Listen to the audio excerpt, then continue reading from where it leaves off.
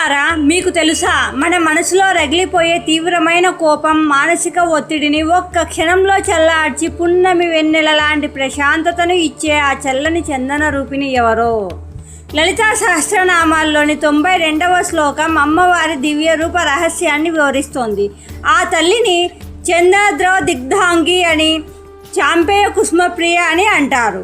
అంటే సమస్త విశ్వాన్ని చల్లార్చే మంచి గంధం పూయబడిన దేహం మరియు సంపంగి పువ్వుల సువాసన లాంటి పవిత్ర రూపం ఆ తల్లిది.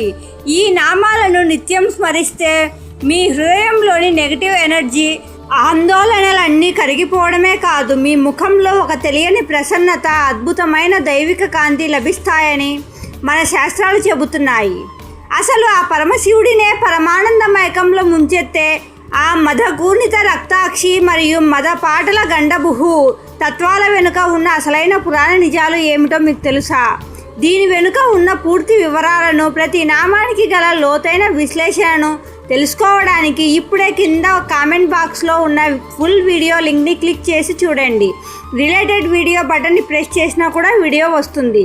మరిన్ని పురాణ నిజాల కోసం ఇప్పుడే మన ఛానల్ని సబ్స్క్రైబ్ చేసుకోండి. ఓం శ్రీమాత్రే నమః.